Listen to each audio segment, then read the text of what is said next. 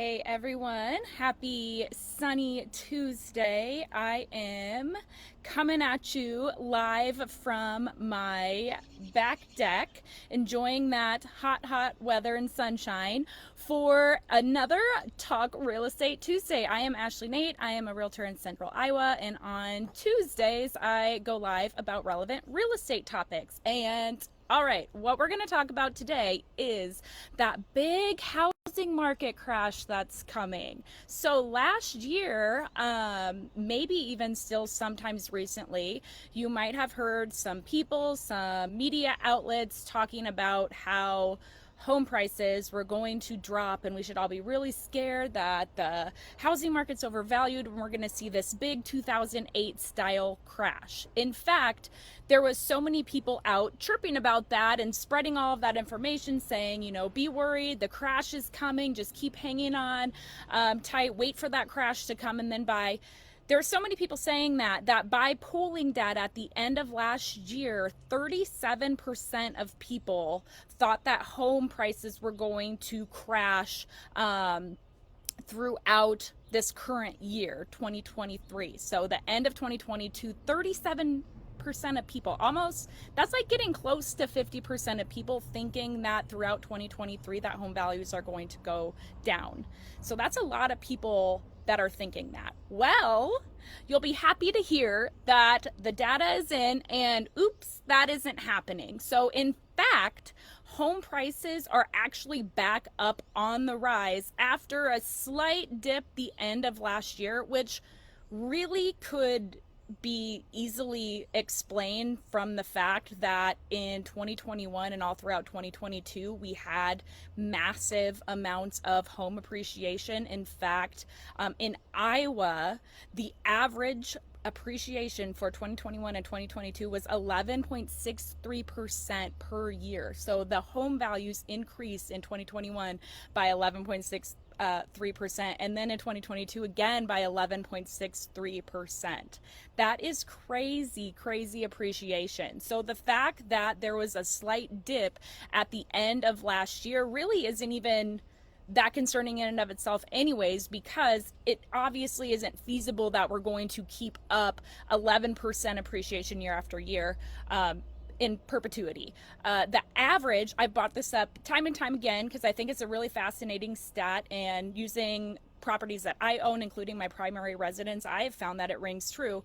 But from 1928 to today, the average annualized appreciation is 4.2% in real estate. So compare that to 11%. Obviously, we're going to slow down in the appreciation. So again, there's a slight dip at the end of last year that can be explained from just kind of getting back to normal, and also a little bit of seasonal because not as many people are out getting houses that time of year. But we've already rebounded from that, and home prices are already on their way back up. Now they're not like shooting up like 11% like they were in the past, but they are continuing to resume that appreciation, which is standard of real estate, which is standard of what it does when you buy a house. Is, largely speaking, if you buy real estate and you hang on to it, it will appreciate over time. So why aren't home values dropping?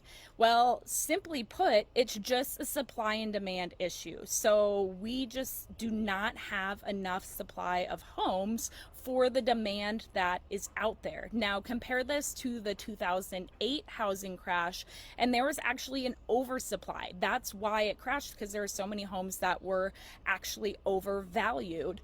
Whereas in this case, if there's not enough of a thing and there's a lot of people that want that thing, then that's going to continue to keep prices high and continue to drive them up. They're not going to go down when there's not enough of an asset for people to get their hands on. So right now, in fact, we have about 2,500, I think maybe a little bit higher now, of homes on the market in the entire Des Moines metro area, about 2,500 homes. And of those, even of those, 40% of those are resales, meaning a home that somebody's living in that they're reselling to, another buyer. 60% of those homes that are currently listed on the Des Moines MLS are new homes or proposed builds. And so even of that inventory, a good chunk, over 50% of that inventory is actually made up of new construction homes that are coming on the market too, which I find really interesting. So long story short, pending some sort of miracle and completely defying all statistical data, it's very unlikely that we're going to see home prices tank. What we will more likely see is them to resume going up, albeit at a slower pace than what they were going up the past couple of years. So kind of continue to appreciate at a more normal value than what they did in the past. So all that to say, if you're worried about now's not a good time to buy, real estate isn't a safe investment, again, as just explained, the appreciation in real estate, as it's been proven to do over time, even if there is a slight dip, rebounds quickly and will continue to go up. So it is a safe place, largely speaking, to put your money into. In fact, more statistics for you. Gallup does a survey each year about asking people what the best long-term investment is. And guess what wins year after year after year? Real estate. Real estate, once again, according to their survey data, came out as what people would consider to be the best long-term investment. They have had real estate as number one the past 11 years in a row. Behind real estate, I think, was gold, and then stocks, and then bonds. There was something else in there, but long story short, real estate was the first one. So again, I know some of you, if you're buying, or even if you're selling and looking for a second home, I know some of you are a little bit worried about rates. Maybe I should wait until the rates dip and then will be my time to buy. But my personal opinion, I would advise you against that, because again, we have low supply and there is still pretty good demand for houses out there. So if rates dip, there are other people who are also sitting on the sidelines waiting for rates to dip. And what I imagine will happen if rates do a big drop is that a lot more buyers are going to jump into the ring, and that's going to drive prices up. So even if you if you get a lower interest rate, if you're paying a higher amount for the home, or you're continually losing out on offers, or you're having to offer 20, 30,000 over asking, when it comes down to it, it'll all be a wash in terms of what your payment will be. So keep that in mind. I've said it time and time again, your best strategy in terms of determining when the best time is for you to buy is when it financially you are capable to do so. So if you chat with a lender, you're able to get pre-approved for a certain amount, you find a house and you run the payment on it and that's within your budget, then now's a great time to buy for you. Don't feel like you need to wait till there's like some magical interest rate that you want the market to hit. Don't try to guess what the market would do. Just base it purely off the numbers, and if you are financially ready and able to do it, then by all means go for it. Because keep in mind, the price that you pay for the home is forever.